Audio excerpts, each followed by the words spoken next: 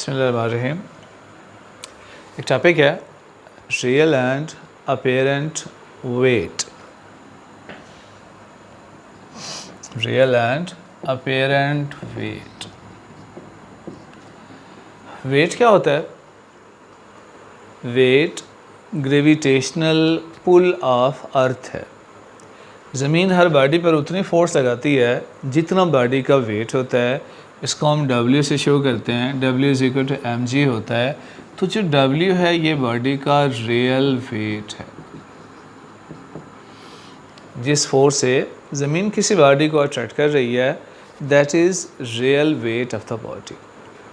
फ़र्ज़ करें, केस लेते हैं, एक एलिवेटर है, कोई चेयर लिफ्ट है कोई, जिससे आप डिफरेंट स्टोरीज में मूव करते हैं, पहली मंजिल से दूसरी, चौथी, पाँचवीं, आठवीं, दसवीं। इस एलिवेटर में, लिफ्ट में एक स्प्रिंग बैलेंस की मदद से मैंने एक वेट को बांध दिया।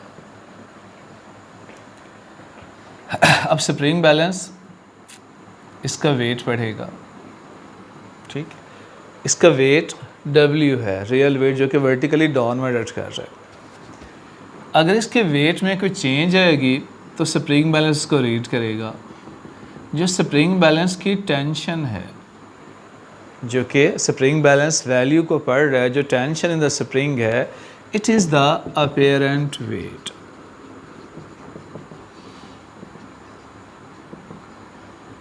हम देखेंगे, अगर तो ये लिफ्ट रेस्ट में है तो बॉडी के वेट में क्या चेंज आती है। अगर ये लिफ्ट कुछ एक्सेलरेशन से ऊपर जाना शुरू कर दे तो बॉडी के वेट में क्या चेंज आती है। अगर कुछ एक्सेलरेशन से बॉडी डाउनवर्ड आना शुरू कर दे तो बॉडी के वेट में क्या चेंज आती है। तो लिफ्ट के एक्सेलरेशन की वजह से वेट में जो चेंज आएगी वो अपेरेंट वेट होगा, और इसे कौन पढ़ेगा? स्प्रिंग बैलेंस पढ़ेगा। तो हम तीन डिफरेंट केसेस लेते हैं। फर्स्ट केस है, लेट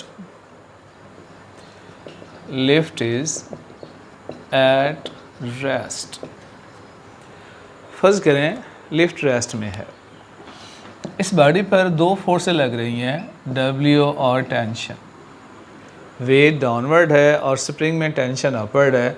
अगर कोई बॉडी रेस्ट में होती है तो उस पर नेट फोर्स 0 होता है। नेट फोर्स 0 का मतलब क्या हुआ? अपवर्ड फोर्स और डाउनवर्ड फोर्स बराबर होते हैं। So T is equal to W apparent weight is equal to real weight. तो बॉडी के वेट में चेंज नहीं आती जब तक ये लिफ्ट रेस्ट में है, जब तक एलिवेटर रेस्ट में है। रियल और अपेरेंट वेट सेम रहते हैं। अब फर्स्ट के दूसरा केस देखते हैं। If lift move upward with acceleration A,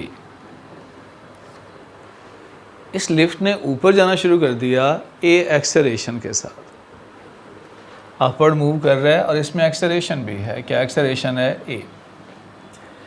और जो मैंने बताया था, बॉडी का वेट है, डाउनवर्ड अपवर्ड टेंशन है। अब बॉडी ऊपर को जा रही है।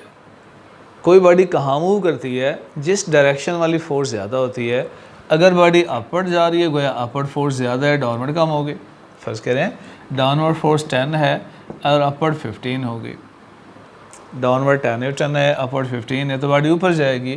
किस फोर्स से बॉडी ऊपर जाएगी? बॉडी पर नेट फोर्स कितनी होगी? नेट फोर्स कैसे मालूम करते हैं? जिस फोर्स से बॉडी अपवर्ड जा रही है, 10 बैलेंस हो गए, 10 के साथ कितने ज़्यादा हैं? 5, तो 5 नेट फोर्स है। 5 को कैसे लिखेंगे? 15 माइनस 10 T माइनस W। तो अगर ज़्यादा फोर्स में से कम फोर्स को माइनस कर लिया जाए, ये नेट फोर्स का रूल है। न्यूटन लॉ के मुताबिक F बराबर ma होता है T माइनस W। यहाँ से T की वैल्यू होगी W प्लस ma। ये इक्वेशन 1 थी, ये इक्वेशन 2 है। अब इसमें देखिएगा, पहले तो अपेरेंट वेट और रियल वेट बराबर थे। अब अपेरेंट वेट किसके बराबर है? Real weight plus M A. गोया अब स्प्रिंग बैलेंस पहले से ज़्यादा रीडिंग मेजर कर रहा है, गोया बॉडी के वेट में इजाफा महसूस होगा, वेट इज़ इंक्रीज्ड।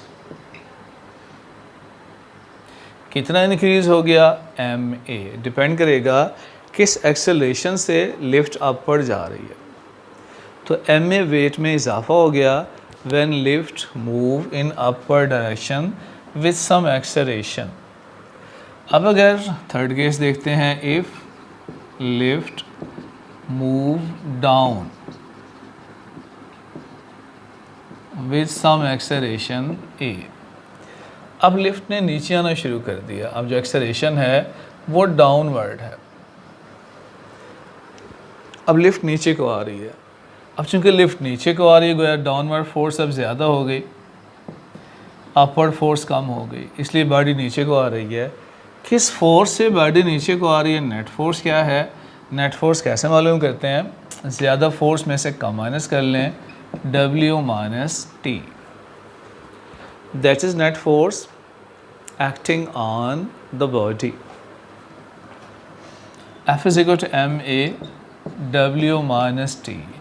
अब अगर t की वैल्यू मालूम करेंगे तो ये W माइनस ma होगा। मतलब क्या हुआ कि अब t W के बराबर नहीं है, रियल वेट और अपेरेंट वेट बराबर नहीं है, रियल वेट में से इतना फैक्टर माइनस हो रहा है, जो बचेगा वो स्प्रिंग बैलेंस पढ़ेगा। गोया ये स्प्रिंग बैलेंस आप पहले से कम रीडिंग पढ़ेगा, गोया वेट इज डिक्रीज।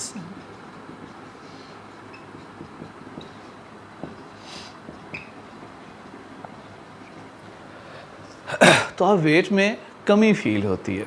तो आप कभी ये तजर्बा करें, कभी लिफ्ट में अगर सफ़र किया हो, जब आप लिफ्ट ऊपर जा रही होती है तो अपने आप को आप हल्का फुल्का महसूस करते हैं, या किसी वेट को आप उठा लें, वो वेट आपको हल्का फील होगा जब लिफ्ट ऊपर जाती है, लेकिन वही लिफ्ट जब नीचे आ रही होती है तो वेट आपको हैवी फील होता है, आप खुद को हैवी महसूस करते हैं। तो ये रियल नहीं होता, अपेरेंट है। ये उस बॉडी के लिफ्ट के एक्सेलरेशन की वजह से अपेयर होता है। एक इंटरेस्टिंग फिनोमेना, फ़र्ज़ करें आप 5th स्टोरी पर हैं, 50वीं मंजिल पर हैं और ये लिफ्ट नीचे आ रही थी। मैं डाउनवर्ड केस डील कर रहा हूँ। ये लिफ्ट किस एक्सेलरेशन से आ रही थी? ए से। अचानक क्या हुआ, जिस मैकेनिकल सिस्टम में लिफ्ट मूव कर रही है वो रॉड टूट गया जिससे लिफ्ट मूव कर रही थी। जो ही रॉड टूटेगा, अब ये फ्री फॉल मोशन है इसकी, अब ये ग्रेविटेशनल एक्सेलरेशन से गिरेगी। अब जो लिफ्ट का एक्सेलरेशन होगा वो जी के बराबर हो गया। इसका मतलब क्या हुआ कि अब इसकी फ्री फॉल मोशन है, अब ज़मीन इसको खींच रही है। तो अगर आप एक ही जगह जी पुट कर लें तो देखते हैं कि स्प्रिंग बैलेंस अब कितना वज़न पड़ता है। T is equal to W minus mg। W भी किसके बराबर होता है? mg minus mg। अब स्प्रिंग बैलेंस की रीडिंग क्या हो गई? 0। गोया अपेरेंट वेट 0 है, स्प्रिंग बैलेंस अब क्या पड़ रहा है कि इसका कोई वज़न नहीं है। तो ये चीज़ वेट लेसनेस कहलाती है कि उसका वेट हमें क्या फील हो रहा है? 0। So when a body fall freely under the action of gravity, it will appear weightless। ये इम्पोर्टेंट बात है कि when a body fall freely, when body fall freely under the action of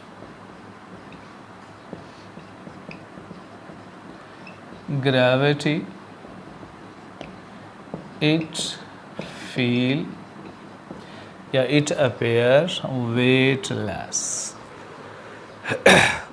उसका अपेरेंट वेट 0 हो गया जब भी कोई बॉडी फ्री फॉल मूव करेगी।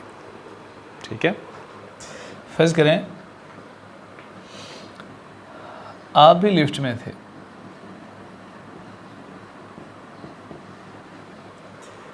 खड़े थे जब लिफ्ट भी नीचे आ रही थी। अचानक आपने जंप लगाया और इसकी छत को हाथ लगाने की कोशिश की, यहाँ पहुँच गए।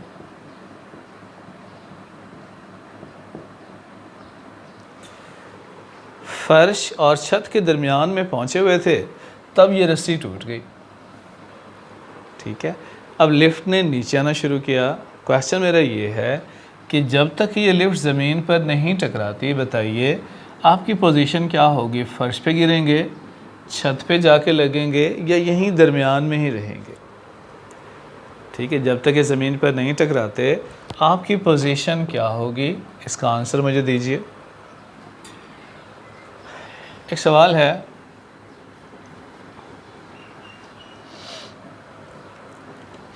If lift move up with 1/4 g, जो एक्सेलरेशन है वो 1/4 g है, then apparent weight will be, इसका आंसर मुझे बताइए। ऐसे डाउनवर्ड का है, if lift move down with acceleration g/2, then apparent weight is